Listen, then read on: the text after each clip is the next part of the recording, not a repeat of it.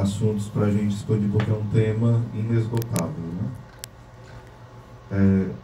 Queria mesclar um pouco aqui o assunto, como é um bate-papo mais...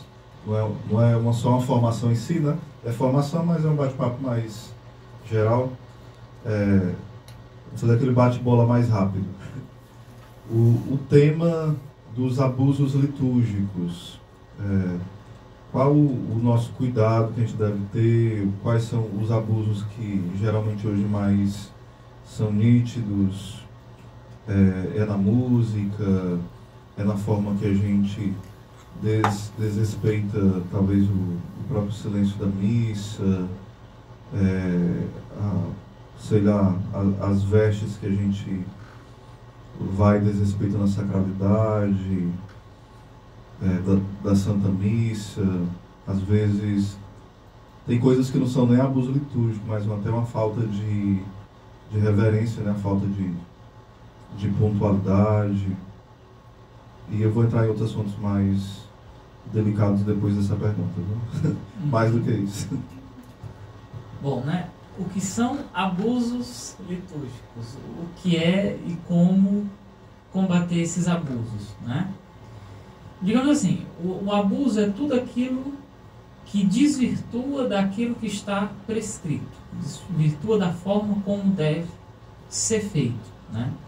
A gente comentou há pouco tempo, no bloco anterior, sobre a questão do silêncio, né? E hoje o negócio está mais sério, né? Porque quem tem o microfone tem tudo, né? Quem tem o microfone tem tudo. Então faz o que quer, diz o que quer. Aí depois se observa, bem, mas qual é a posição que ele está com o microfone? Alguns estão lá no coro, né, com os benditos, cantando os benditos, e alguns estão na cadeira do padre. Ou seja, é a própria figura sacerdotal, né, que está ali como autoridade, e a gente começa a notar que algumas coisas ali não vão indo bem, né, por assim dizer. Na questão do silêncio, né, é o silêncio mesmo. É buscar esse clima que ajude o povo a rezar. É buscar, né, você enquanto músico, você enquanto cantor, dentro da sua equipe de canto, aquilo que ajuda o povo a rezar. Isso poderia ser um mote para qualquer servidor, para qualquer serviço prestado dentro da liturgia, para começar a combater esses abusos. Evidentemente que a radicalidade, dessa forma, pode ser que não chegue a lugar nenhum. De vez em quando funciona, ou seja, quando você faz a abolição ali de algo que você percebe que realmente não está funcionando, né, e escolhe tirar de vez. Mas de vez em quando é necessário um trabalho mais de formiguinha, mais gradual, não é? Por exemplo, um tema muito polêmico que a gente tem visto ultimamente, né? As redes sociais potencializaram bastante, catalisou até demais, é a questão da comunhão. O modo de você receber a comunhão. Comunhão na mão ou comunhão na língua, na boca, né? Como é que eu faço? Tenho direito de escolha ou não? E se o ministro se recusar, né? Eu vou lá pronto para receber a comunhão na língua, né? De joelhos, mesmo não oferecendo ali o genuflexório, que é um instrumento que a gente usa para se ajoelhar, né? E se levantar mais rapidamente. E aí, o que é que eu faço? Então, tem esses dois lugares, né? Tanto daqueles que são servidores, mas também daqueles, né, enquanto fiéis, que estão participando da celebração. De todos esses lugares, a gente pode perceber esses abusos litúrgicos. E aí, o que eu disse a vocês, né, é sempre pensar no seguinte: o que é que vai ajudar o povo a rezar? Serve desde do sacristão até aquele que tem a mitra na cabeça e o báculo na mão, que é o bispo. Serve para todos, né? E, evidentemente, sempre acrescentar a isso a piedade, a caridade, a paciência, né? Deixar-se lapidar e, com tudo isso, colocar os estudos. É preciso estudar, é preciso entender a liturgia, né? Quando você tem esse entendimento daquilo que você celebra, daquilo que você vive, naturalmente, aquilo que estava sendo desvirtuado, aquilo que não estava sendo muito bem entendido, né? Meu povo padece por falta de conhecimento. Está lá no livro de Oséias, né? Vai sumindo, vai sanando, né? Vai tomando o seu lugar. Exatamente, Lucas. Eu até ouvi uma certa pessoa comentando, e outras também, a seguinte coisa: se eu escutar um sacerdote falando coisas heréticas ou coisas ideológicas na missa, eu mesmo ou vou sair da missa ou eu vou refutá-lo e dizer que está errado. E eu percebo que, às vezes, como você ia falando, não nessa direção, mas eu quero aproveitar essa deixa, né? Que às vezes a virtude, às vezes não, sempre a virtude, ela está no meio, não como um meio termo, mas meio no sentido de equilíbrio, né? Porque às vezes a pessoa tem um zelo, mas não um zelo virtuoso, mas movido por uma ira desordenada. Então a pessoa diz que quer amar a liturgia, mas ela acaba sendo um escândalo. Então, na hora da missa, ela que diz que ama tanto Cristo na Eucaristia, ela vai brigar com o padre, né? Vai criar uma confusão, um escarcéu, e desrespeita aquele sacrifício que ela disse que está querendo amar tanto e zelar. Então eu creio que, tanto por parte dos eclesiásticos, por parte dos fiéis, deve haver esse espírito de piedade, de zelo, mas também de bom senso, né? Porque não pode a Santa Missa virar um campo, um ringue de batalha, né? Deve haver uma catequese bem feita, esses detalhes devem ser acertados fora do momento da Santa Missa, depois, mas em momento algum deve ser feito um campo de guerra no momento da Santa Missa. Isso seria ridículo, até desevangeliza, né? Escandaliza os pequeninos.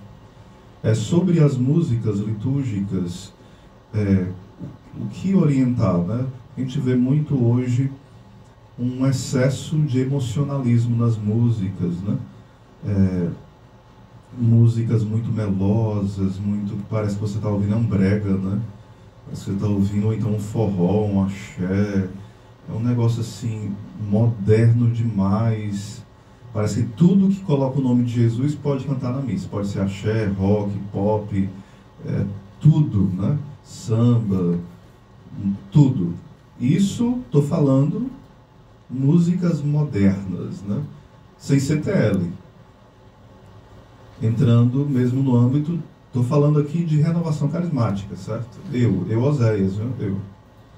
Mas quando você vai, também por outro lado, TL. Aí já começa, parece um monte de revolucionário, vamos pegar a enxada, vamos se tornar um perigo não sei para quem, vamos fazer isso, aquilo, outro, parece que vai assim... Reinado do Povo. É o Reinado do Povo, é um grupo sindicalista. Aí, meu Deus, ou de um lado um excesso dos afetos, e de um outro lado um excesso de um materialismo de um reino aqui e agora e pronto. Qual é o ponto-chave para a música litúrgica? A música, ela é um tema complicado. Daria um programa inteiro, né? E muito mais, né? Um programa inteiro, né? Evidentemente que a gente precisaria... convidado, viu, para um programa. Pronto. A gente precisaria chamar aqui um bom músico também, né? Que pudesse nos ajudar aí nesses arranjos, né? Que não fosse um arranjo desastroso, né? Que é o que mais nós temos visto por aí.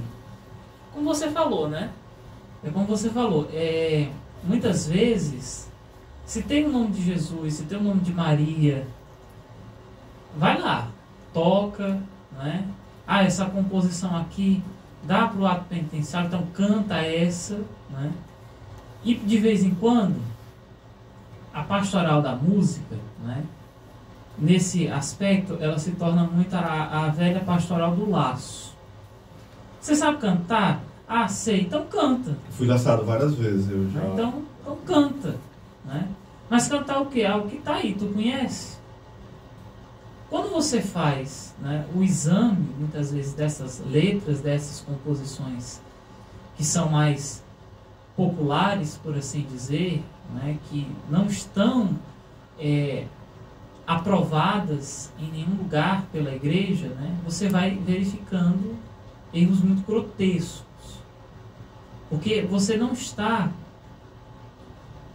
ligando a música litúrgica àquilo que está prescrito no texto litúrgico.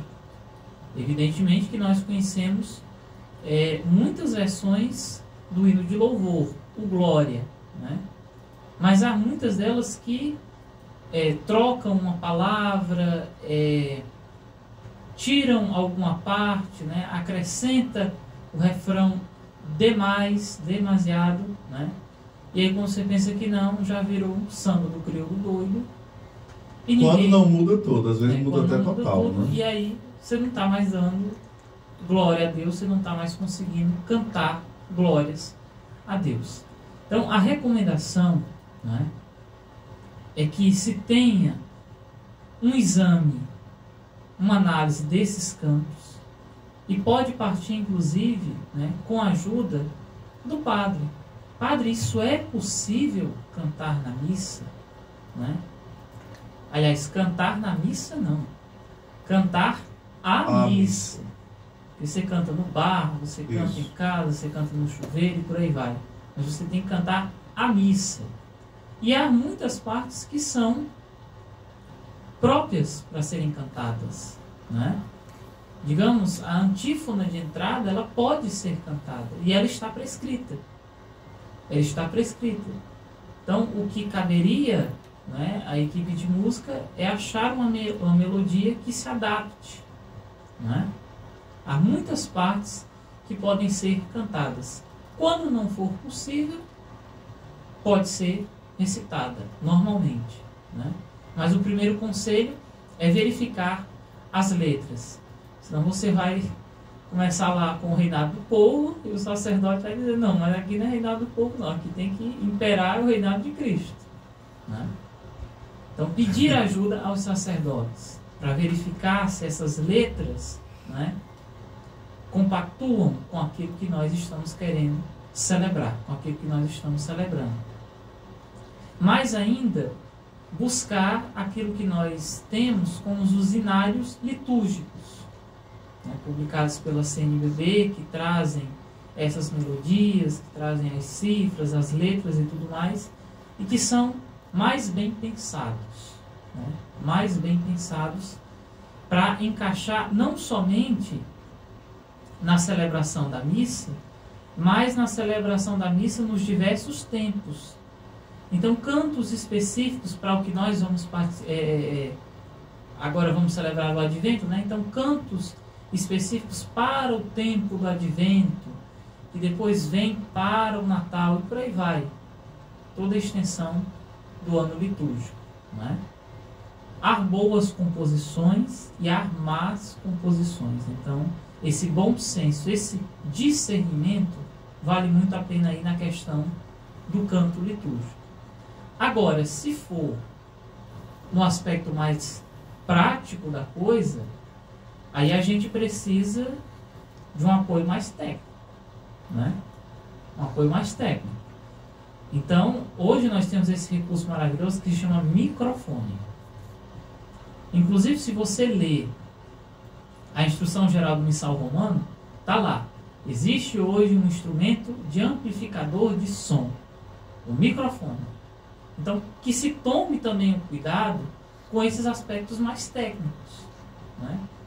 Senão fica muito eco, sai cacofonia, onde não precisa sair, né? Então, esses ajustes... Às vezes até as conversas que está tendo lá entre o grupo de canto, né, sai ali no ambiente da nave da igreja, né, os ensaios, né, na hora... Aí uma coisa importante, o ensaio, né? Não é para ensaiar faltando 5 minutos. Você quer passar todos os cantos da missa em 5 minutos. Não funciona. Não vai dar certo. Né? Então, ter esse cuidado de preparar antes, alinhar com o que precisa ser alinhado. Então, o microfone para quem vai utilizar o microfone, né? Os instrumentos. Porque nós temos um espaço específico para o coro, para os músicos. Já começa aí, eles precisam estar lá, no coro da igreja, né? Nesse espaço que é reservado para os músicos e para os instrumentos. Nesse finalzinho, Lucas, eu queria que você deixasse algumas dicas de canais, de sites, de livros que você trouxe para a gente aqui, de instrumentos que as pessoas podem aprofundar essa temática para que a gente possa enriquecer o conteúdo, né, a respeito do assunto.